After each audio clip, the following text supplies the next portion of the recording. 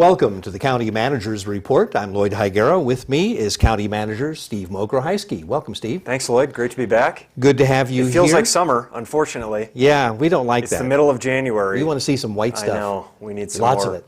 We need some cold weather and some snow in the forecast. And I looked out on the 10-day forecast, and there's nothing out there. It's all like in the high 50s and. We can keep hoping. Yes, we can. And I guess those snow machines up at Lake Tahoe will keep making the snow. They're burning hard. Yeah, but we so. need Mother Nature to put some white stuff in the mountains too. Exactly. So. Well, we are here to talk about the Board of County Commissioners meeting on January 16th. That was up at Lake Tahoe.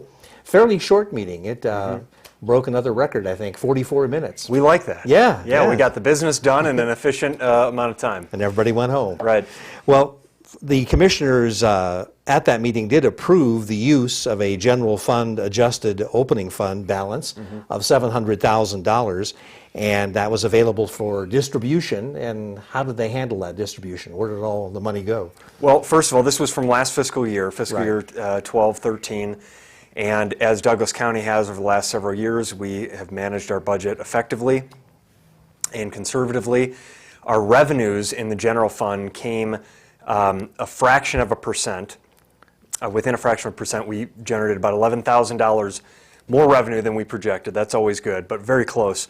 And I think it's a good indicator of the quality and accuracy of the projections that we make on our revenues, that we are so close there, $11,000 on a $40 million revenue category. And then on the expense side, we were under 2%. Within under 2% of the budget projection on expenses, and that's where the majority of the savings obviously was generated, over $600,000. We underspent from what was budgeted. So again, these are good. It's always good when you have a little bit more revenue than you projected and a little less in expense than you had projected. We want to be as close as possible, but again, under a couple percent there for a variance in our budget. So that's really good. We believe that those numbers will continue to get tighter and tighter in the next few years as we continue to implement financial practices that ensure, or our goal certainly is to be more accurate in all of our revenue and expense projections going forward. So nonetheless, $700,000 in one-time savings from last fiscal year from that prudent financial management, and the board met to talk about how to allocate those funds. Some of these, commitments are consistent. Well, I should say they're all consistent with the board's strategic priorities, and none of these are really new things out of thin air that were picked to do for no reason. They're all things that have alignment with the board's adopted strategic plan and our strategic priorities as an organization. So the board invested about $130,000 in a transportation, the update to our transportation element of our master plan. It's been, I believe, around 7 years since we've updated the transportation component of our master plan. We do 5-year updates to the master plan, but the transportation piece really looks at what type of transportation improvements do we need in our community over the course of the next 20 or 30 years to, based on growth and population projections, so on and so forth. So that's an important one. They also funded about $130,000 in community grants for next fiscal year. So we're now starting to identify money as part of this one-time resources that can go towards the process we've developed for handing money out to nonprofit community-based organizations based on certain criteria and the board's discretion.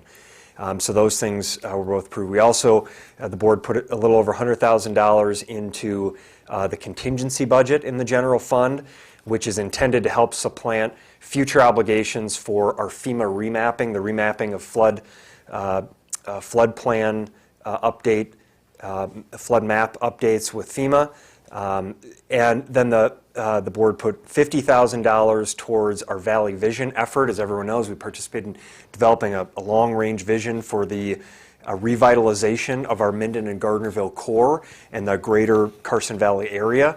And so now we want to put some money where our mouth is and start to make investments in the public improvements that have to happen. So these are things like pedestrian amenities, landscaping, signage, undergrounding of power poles, things that private entities may not pay for. Private businesses like CVI, like Bentley Enterprises will make their own investments in their properties. to revitalize the downtown, but there are other public improvements that the county and the two towns will need to make. We also approved a joint resolution between Douglas County, the town of Minden, and the town of Gardnerville, unanimously approved joint resolution to support the principles of the Valley Vision. So that was all put in place. And then finally, around $280,000 of that one-time money was invested to restore the 5% cuts that our county employees took. We have eliminated nearly 20% of our workforce in the past 5 years. All of our employees took 5% salary cuts over 3 years ago, and we've frozen merits, frozen COLAs. There's been no increase.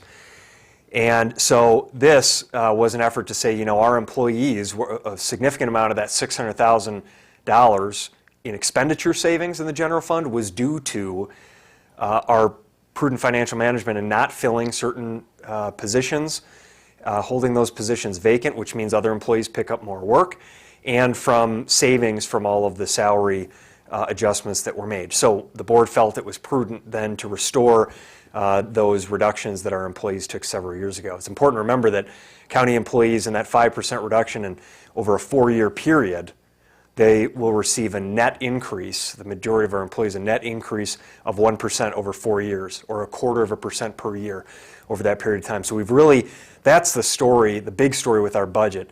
In addition to working with the towns and the GADs on restructuring our property tax rates and eliminating positions and sharing services with neighboring communities, our employees have been one of the big reasons that we've been able to get our budget back in line, collaboratively working towards stabilizing our personnel expenses. So those were the decisions that the board made. We feel that they were responsible investments, again, one-time resources put into one-time expenses. Okay.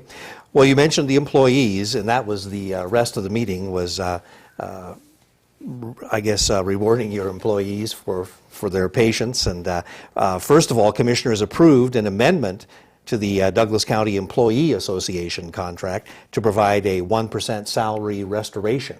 And Right. that's part of that money you just mentioned. Right. And it's important to remember that Douglas County, exclusive from the towns and GIDs and the and East Fork Fire and those entities, Douglas County as an organization has basically 4 different groups of employees. 3 groups are represented by labor unions and 1 group is not. So the first group is the Douglas County Employees Association.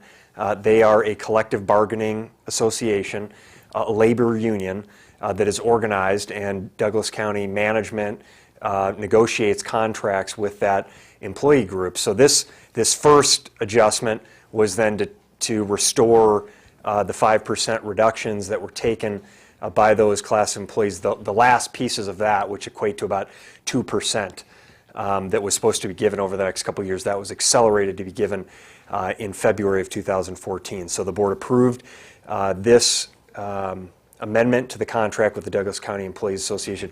These are employees that are non-law enforcement employees, but that participate in the union. So they may be, you know, office or clerical staff, road workers, utility workers, park workers, and other employees throughout our organization. Okay, and the non-represented employees were not forgotten because commissioners also approved an amendment to the non-represented county employees to provide a 1% salary restoration. Right, and the non-represented employees are, just as is indicated, they are not represented. They're not part of a union. They don't have representation by a collective bargaining association, but they're employees of the county, and we typically treat those employees similar to, from a compensation standpoint, similar to the Douglas County Employees Association. Non-represented employees tend to be management level, so our directors, managers, supervisors, as well as other exempt type employees that are non-classified. So those employees were all included in that 1% restoration as well. Well, you mentioned the Sheriff's Office, and commissioners also at that meeting approved an amendment to the Sheriff's Protective Association to provide for a 2% salary adjustment. Right. And so the Sheriff's Protective, these are the deputies, the sworn deputies, and I believe there are around 100 or you know, give or take around 100 deputies in that association, and they have a different contract. So again, four groups of people: the Douglas County Employees Association, the non-represented employees that we just talked about, and then the first class of law enforcement officials, the deputies, and this was to take a portion of salary adjustment that was scheduled to happen in July of 2014 and move it up to February. So it was about a 5-month acceleration of that agreement.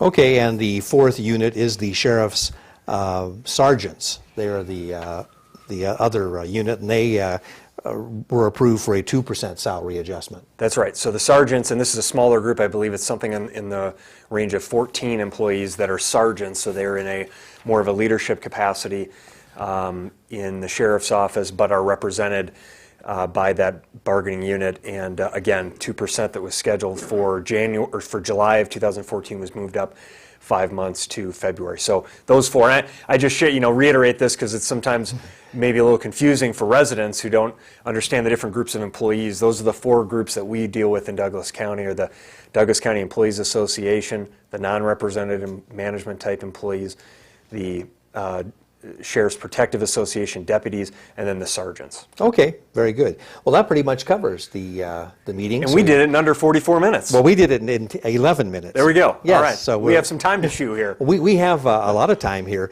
Let's start with a preview of the upcoming February 6th meeting. Mm-hmm. Yeah, we have an extra week in January, so February 6th, we do not have the agenda, has not been set for that meeting as of this date. But we'll have a number of items there. February and March, February 6th and March 6th, I believe it is, will be rather heavy policy type issues that the board will contemplate. First, we'll have the first reading of the Craft Distillery Code. Oh. This was at the Planning Commission in January, and we're now creating a code within our local laws, our county code of ordinances, to allow for craft distilleries to operate in Douglas County in certain areas based on certain zoning criteria and other requirements.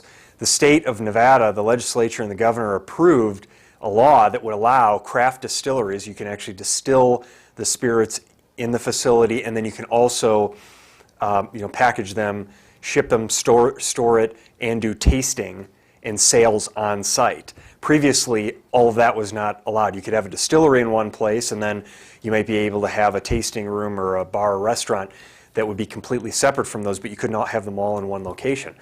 In Churchill County, it's my understanding that there's a local family in Churchill County that does wine, grape production and wine production in Churchill, and they were also interested in doing craft distilleries, and so they worked with the legislature and said, look, we allow this for wineries and for breweries. We should allow it for a craft distillery type use. That law got approved in the 2013 legislative session. Of course, now we have Bentley Enterprises, and Chris Bentley, one of our local businesses and major landowners in the Carson Valley and in Douglas County, who's done a lot of redevelopment projects in the San Francisco Bay Area and has taken over the running of the Bentley holdings and companies since Don Bentley died about a year and a half ago. Chris has planned to make significant investments in the Carson Valley, particularly in Minden, for a number of the old historic buildings in downtown Minden. This includes the flour mill building, the silos, where the silos are. That's currently a vacant facility. The creamery building, and the wool building. All of those old historic buildings will be renovated for different uses. And in the silo, the mill flour silo building, as it's referred to, the proposal is to put a craft distillery there. And so this code language, which went through the Planning Commission, was approved unanimously by the Planning Commission, will now come to our board for a first reading in February, and then a second reading and adoption in March. And we're really excited about, so right here we're going to be, the board will be adopting the policies, the regulations for any type of craft distiller that would want to come in to certain areas. And then we will be dealing in future months with the potential approval of the project that Bentley Enterprises will bring forward. So we're excited about the redevelopment of the Main Street environment in Minden and Gardnerville, and we think that the investments by Bentley Enterprises and other businesses will really be a catalyst for revitalization of our downtown areas. Well, Chris Bentley does have some pretty big plans for that property besides the distillery. So Right. it's pretty exciting stuff. It is. The renderings are great, and we also on March 6th, Chris Bentley is planning to come to our Board of Commissioners meeting for the adoption. I think he'll be there both in February and March for the code discussion and approval. And then on March 6th, at the approval of that, we're also going to invite Chris to do a presentation on his planned investments and the craft distillery in downtown Minden. So invite people particularly for that March 6th meeting. I think it'd be really interesting. We've talked a lot about the concepts, but the further along we get in this process, the more refined those plans get. And as you said, it will be distilling of the spirits. It's my understanding it will be whiskey, gin, and absinthe. That's sort of the plan. Locally grown products. So they're going to use locally grown products from the Bentley fields that they then will use to distill those spirits. And then there will be a tasting room in the facility. There will be likely a cafe, restaurant type gift shop, and they'll do tours and other things. Wonderful outdoor plazas and open spaces for people to recreate. There will be landscaping and signage and pedestrian improvements. And I will tell you, I have great hope and believe that we're going to see just a complete transformation of the downtown Minden-Gardnerville area over the course of the next 3 to 5 years. Really exciting. And so come down, participate in the project. People should get engaged, see what's happening, and make their views known. We hope, and we've heard that most people are very supportive of these concepts, but certainly I think that engagement and understanding by the public and the feedback we get from the public helps us create a more refined and robust plan for our community. Okay, meanwhile, back at the agenda for So that was the February only one 6th. thing. We got on a run there. Okay. That's an exciting one. So other things we have. We'll have the update on the advisory board reports every year. The advisory boards submit those reports for consideration. Clear Creek, we've talked a lot in the past about the Clear Creek development project, and we're currently working on an arrangement to provide a county investment in the water line improvements that will happen there with reimbursement from Clear Creek. That will come forward either in February or March, so watch out for that item. We'll have budget augments. We have a contract with Dr. Pintar for community health services as our community physician. We'll have an update on the special occasion home use, certain signage that can be allowed for those businesses. In March, we'll have the Carson Valley water and sewer rate discussion. March is going to be, I'm labeling it our infrastructure meeting. We're going to talk about water and sewer rates, and we'll talk about road funding. The road funding task force work is now wrapping up. Plan is to bring that presentation on what that group has recommended to the county manager, to the board. On March 6th, we'll have the adoption of the craft distillery language, presentation by Chris Bentley on his plans, our quarterly financial report, and a couple other items. So a lot of things going on in February and March. And then we also have our budget kickoff, February 20th at the board meeting. March, you're going to have to check me. It's the second Monday in March is what we're planning for the financial state of the county. So invite people to come out. We're planning to do that at the Carson Valley Inn. And it's a public kind of overview of our finances, kickoff for our budget, and talk about how we're doing in Douglas County financially. Okay. Well, since we have a little extra time, might be a good time for an update on the Community Senior Center. How are things going? I know when you look out there, the building has come out of the ground. It's really fun to see, because for those of us who've been involved in the planning and the design of that facility, and you see these renderings on paper, Right. and now you start to see them in 3D, and coming out of the ground, it's really exciting. And you get to see the scale, the size and the scale of the project. It's a wonderful, wonderful project. Bottom line, it's on schedule and on budget, and that is our goal, to manage that project within the budget that's been approved. We're not going to exceed the adopted budget for the project, and we're going to deliver the project on time, if not ahead of time, hopefully. So the large steel trusses were recently installed over the gymnasium. So if you drive down 395 and take a right on Waterloo, so you can really get a good perspective on it, you can see the large steel trusses. And you now can see the highest point in the facility, 83,000 square foot community and senior center at Herbig Park. You now can see the highest point of the facility. The roof has been completed over the community rooms, which is sort of at the southern end of the facility. At the northern end of the facility is the gymnasium, and then which is a bigger scale. And then the southern end of the facility is the community rooms and community center, senior center portion of the facility. The structural masonry is 90% complete. Waterloo Lane widening project is complete. All of the site in-ground infrastructure is complete. We're doing private fundraising activities through the foundation, and I encourage people to go to dccsf.com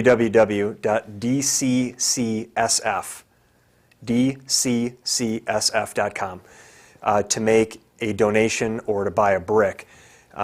So no change orders that have increased the cost of the project so far. Core Construction has been great to work with. Scott McCullough, who's the project manager for Douglas County on the project, did an outstanding job. Scott Morgan, our Community Services Director. They do weekly tours. If anyone is interested in a tour of the facility, you can contact Scott Morgan or Scott McCullough to coordinate that on Wednesdays. And we're just really excited about that project. What struck me when I saw it recently was how big it is. I knew it was going to be big, but it's a huge building. Yeah, it is 83,000 square feet. Right. It's a big, it's a great facility. It is going to be, it will rival any community and senior center in the West. That's what we believe. In terms of the square footage, in terms of the quality of the materials, this is a 100-year building. So we built this building. It is concrete, brick, masonry, steel, metal roof, and it is built to last for 100+ years. And so we're excited about that. We're excited about the quality of the construction, and now we're starting to gear up for making sure that the quality of the programs that we provide once we open that facility match the quality of the facility that you'll be in a little over a year from now. That's our goal, is a little over a year from now to open the facility to the public, if you can believe that. For 40+ years, the community has talked about and wanted and planned for and tried to identify funding for a community and senior center, and a little over from a year now it's going to be constructed. After one of the most difficult financial and economic times that our community and state and country have seen in a long time. And we did it in a financially responsible way. We took on the debt, we have dedicated revenue source to pay it off, and we engaged the community in that discussion. And so we think it's going to be a great facility, funded with taxpayer funds, and look forward to it opening and engaging in really positive activities for our community. It'll be a wonderful economic boon too. I mean, when you think about the businesses and families that look at communities, whether it's seniors or it's families with young children, that look at communities to move to invest in, to live in, they look at things like this. Is there a community center? What type of activities are there for my kids, for my family? So we're really excited about the potential. Yeah, fantastic. Recently, commissioners set up a road funding task force, and I wonder if you give us an update on what that group has been up to. Sure. Yeah, we and again on March 6th we'll present to the board the recommendations from that group, and the road funding task force is nearly 20 residents who volunteered their time. There's diversity geographically, people from every area of the county. There's diversity in terms of their background and experience of the individuals who serve on there. Diversity in their perspective. Some people have supported some kind of new tax to fund roads. Other people have been adamantly opposed to that. And so the goal was not to have an agenda with this group, but to bring a representation of our community together, charge the group with a defined goal and task to meet, which is to identify appropriate funding source for maintaining our roads in Douglas County, and then to work with the broader public to implement that strategy. So this group of nearly 20 residents have volunteered their time for over the past 7 months. We've met 7 or 8 times and are now finalizing the recommendations there. And there will probably be a couple series of recommendations, one that will continue the path that we've been on to talk about shifting revenue, and another that will talk about the potential for separating how we fund local roads, local county roads. These would be roads that service a local neighborhood, versus how we fund collector roads, Collector roads are roads that everybody uses. They serve a regional benefit because they collect large traffics of people and move them between places, regional roads. And so the major principle in finding that this task force has identified is that regional taxes, countywide taxes, should be used, whether they're new or existing, they should be used to fund regional roads. Local neighborhood taxes should be used to fund local neighborhood roads. And so that's the discussion that we've had to date, and the group is now refining those recommendations. Again, we'll have more on that in the next couple months. Okay. It's been a very, I trust the process. When you engage thoughtful people with different perspectives and backgrounds in a thoughtful process that's open and transparent, you charge them with a defined goal, you give them a timeline, you say, and you keep them on task, really powerful things can happen. And we had no idea from the beginning. I will tell you that the recommendations they're looking at now, we had not even contemplated when we went into this. So there was, a lot of people said, oh, they're just going to come out with a gas tax, or oh, they're going to come out with the same thing that has been proposed in the past. And I can tell you with certainty, the recommendations that are going to be made by the task force are not recommendations that have been made in the past. They're new. Wow. They're different. And so that to me is exciting because it shows that the process worked. Now, we still are going to have a long way to go to put these things in place and to have further dialogue with the community and with the board on how to implement them. But the process of engaging the public has been very thoughtful, and I think will yield positive results. Well, it will be interesting to hear that report, that's for sure. Got time for one more question here, and that is, not really question, but comments from you. Douglas County recently had its bond rating upgraded, and you've got to feel good about that. We feel really good, Lloyd. I got to tell you, this is our bond rating. There are 3 rating agencies: Moody's, Standard & Poor's, and Fitch, and those 3 different rating agencies look at local governments and state governments and private companies, and they assign a rating to them based on the financial health of the organization. That rating then translates into what type of interest rate you can get when you go out in the public market to issue bonds for public projects like the community center. Mm-hmm. So when we went out to issue bonds for the community center, we got a really good rate. Both of them, they were right around 2 to 3%. So we got good rates. So the higher the bond rating you get from a rating agency typically corresponds with a lower interest rate. So it lowers the cost to taxpayers to borrow money for public improvements. It's also a really positive reflection on the organization and the community, the higher bond rating you have. So Douglas County for the past 10 years has had an A+ bond rating from Standard & Poor's. And 2 weeks ago, Standard & Poor's looked at us again, and we have been really pushing for an upgrade the last couple of years. They upgraded us not 1 notch, but 2 notches. Great. From A+, the next notch is AA-. They moved us all the way up to AA. It's the first upgrade we've had in 10 years, and it's the highest bond rating that Douglas County has ever had in its history from Standard & Poor's. So that's exciting. It's historical in that regard. It's positive for the community and the organization because it lowers the cost to borrow money. And it also is a strong indicator of the quality of the financial practices we put in place.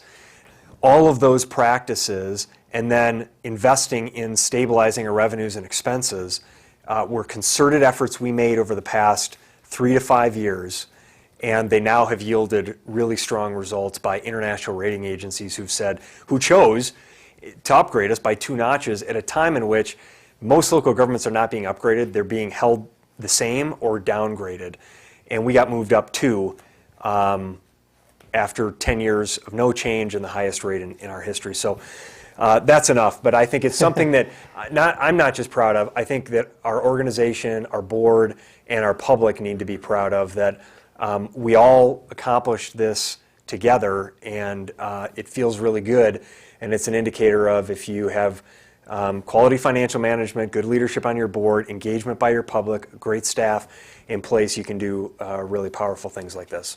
Well, Steve, I want to thank you for all the information you've shared here on the County Manager's Report. Steve Mokrohysky, our County Manager. I'm Lloyd Higuera, and we'll see you next time right here on the County Manager's Report.